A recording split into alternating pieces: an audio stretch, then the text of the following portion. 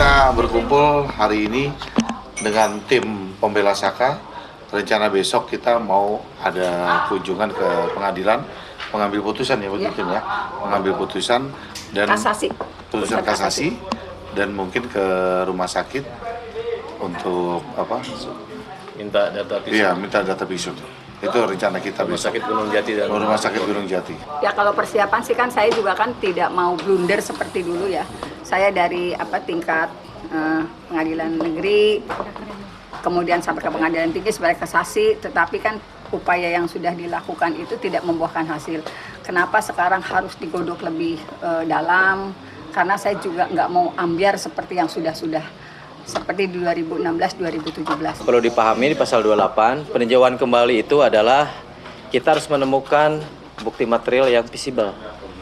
Jadi peninjauan kembali itu tidak sangat kita pertimbangkan, ini mudah, tidak. Karena upayanya luar biasa. Jadi salah satu syarat terberat untuk peninjauan kembali itu adalah kita harus membantah, kita harus menggugurkan, bahkan kita harus melenyapkan alibi-alibi yang sudah terjadi keseluruhan, bukan separuh ya.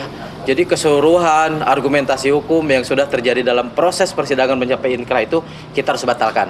Kami minta keadilan seadil-adilnya mungkin. Bahwasanya yang benar mana dan yang salah mana.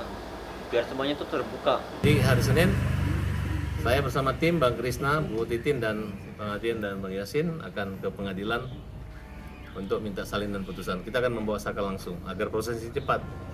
Dalam waktu tempo 1 minggu kita bisa daftarkan peninjauan kembalinya. Artinya kami mesti baca dulu putusan kasasinya. Salinan putusan kasasinya.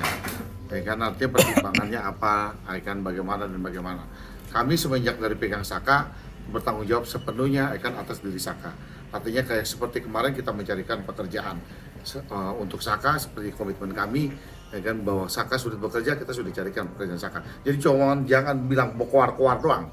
Kita bukan tidak berkoar-koar, tapi memang kita berani. Faktanya kita punya bukti-bukti untuk kita PK. Oke?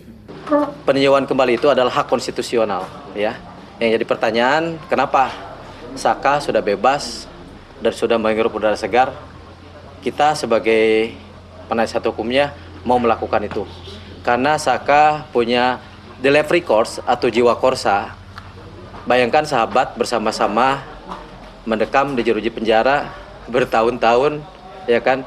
Beliau punya panggilan jiwa. Ternyata sahabat-sahabat saya masih lama mendekam di dalam penjara dan saya adalah harus berani dibantu oleh rekan-rekan pendamping hukumnya dan mudah-mudahan segera ya, saudaraku, kita akan menyusun peninjauan kembali di mana saya sebagai pendiri dan pembina Lembaga Hukum Indonesia sudah menyiapkan 230 profesor doktor nanti yang akan mereview, yang akan mempertimbangkan, yang akan memberikan suatu rekomendasi supaya PK kita diterima.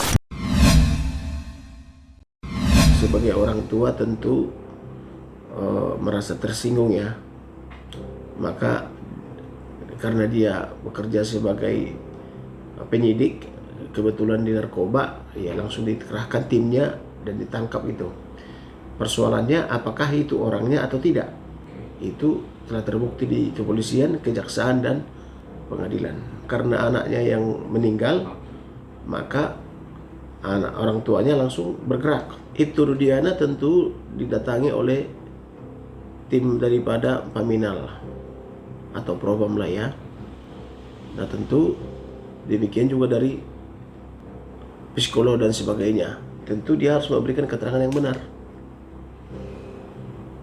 Nah, sebagai orang tua tentu dia merasa terpukul.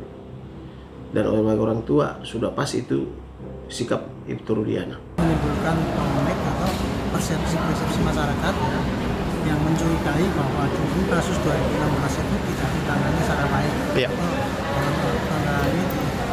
Direkayasa lah. Kan korban itu harusnya berteriak ya, kayak keluarga almarhum Vina itu kan berteriak untuk menyuarakan supaya pelakunya cepat ketangkap, kemudian bisa mengklarifikasi. Ini harusnya. Nah, saya juga curiga ya, kok Pak Rudiana selaku ayah korban di mana kehilangan anaknya ya. Kemudian ada DPO yang belum tertangkap, tetapi sepertinya enggan muncul ke publik, enggan mau bersuara, berteriak. Ya. Saya akhirnya curiga. Kecurigaan saya itu, saya khawatir ya proses hukum yang pertama kali di mana Pak Rudiana itu mendapatkan informasi dari AF, kemudian menemukan pelaku-pelaku, kemudian diamankan dan diproses hukum sampai pada divonis seumur hidup dan 8 tahun penjara. Itu saya khawatir ya itu asal tangkap saja. Ketika anggotanya bergerak kan ditanyain, kamu dari mana? 3 hari lalu di mana? Karena jaraknya kan 3 hari kalau salah ya. Nah kemudian dilimpah ke Polda Jawa Barat. Tentu kan ditanyain. Ada persidangan anak lebih dulu.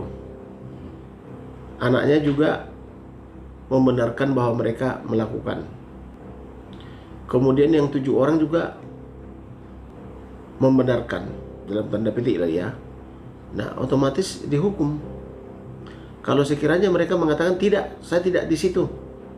Nah, semua menyatakan begitu, berarti itu peradilan sesat gitu. Itu harus dibuktikan benar nggak dia melakukan penyiksaan. Dia harus benar-benar justru dia yang benar-benar dieksplorasi. Benar nggak sih penyidikan itu dilakukan dengan cara penyiksaan? Kalau itu terbukti benar, harus disidangkan juga orang yang atau penyidik yang melakukan penyiksaan itu. Dilaporkan ke Propam, walaupun kejadian 8 tahun yang lalu. Nah, dia harus mempertanggungjawabkan apa yang disampaikan, disampaikan juga. Kalau memang di tes psikologis memang apa yang dilakukan, apa yang terjadi, dia disiksa itu benar, ya berarti kan dia korban juga. Korban dari salah prosedur dalam penyidikan. Kalau saya sebagai praktisi hukum untuk Pina dan kekasihnya Eki ya,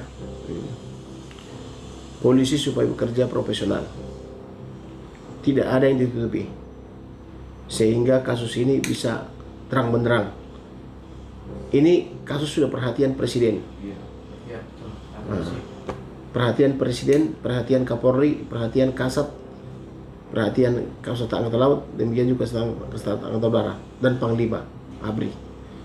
Waktunya lah untuk jujur, buka seterang-terangnya.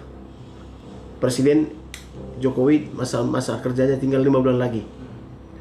Ini jangan jadi hutang, ya. Tuntaskan semasa pemerintahan dia. Jangan dibawa ke pemerintahan yang baru. Saya Nasarius, Tawang Satake yang untuk Anjing di Bali, Indonesia.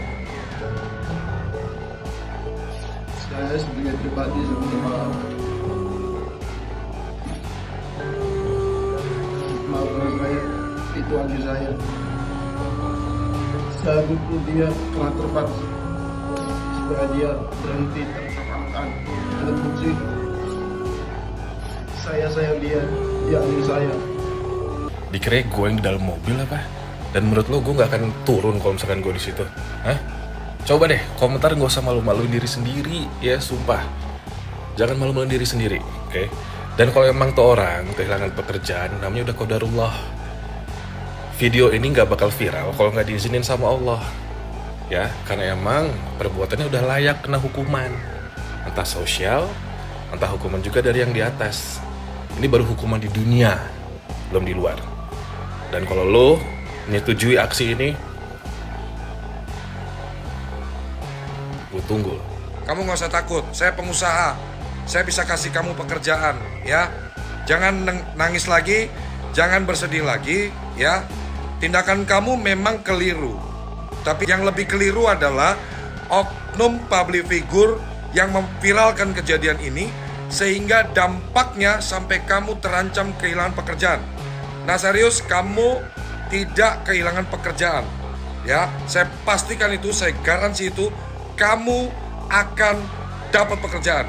Ya, silakan kontak saya, silakan DM saya. Kenapa harus lu posting? Kenapa harus lu viral-viralin kayak begitu? Dan sekarang nasib manusia, dengerin, nasib manusia terancam kehilangan pekerjaan, ya. Itu ladang pencariannya Nasarius, ya. security yang bekerja di salah satu mall di Jakarta. Norak. Serius, saya bilang norak. Ya. Apa mungkin karirmu sudah mulai redup? Jadi butuh postingan-postingan pansos seperti itu, ya. Biar viral, biar rame, ya. Terus saya lihat tidak ada perasaan bersalah, tidak ada perasaan penyesalan. Terus kesannya agak arogan. Bahkan saya lihat story kamu ada nantang-nantang netizen-netizen yang julid-julid, katanya tunggu ya, nanti saya proses hukum ya. Coba ditunggu, kita tunggu. Ya, dengan dokter Cesar yang setelah melakukan pemeriksaan dengan anjing Belgian Malinois bernama Faye. Setelah saya lakukan pemeriksaan secara menyeluruh, secara fisikal ya, ini tidak ditemukan adanya memar atau sesuatu benjol atau pendarahan atau semacamnya. Dan diketahui respon si V ini masih bagus, masih sigap dan siaga. Dari area matanya pun tidak ada pendarahan atau memar atau semacamnya. Di area mulut pun sama, area telinga juga bagus. Kemudian respon dan gerakannya juga masih sangat bagus, sangat awas. Jadi bisa saya simpulkan untuk si V ini kondisinya atau keadaannya masih dalam keadaan sehat.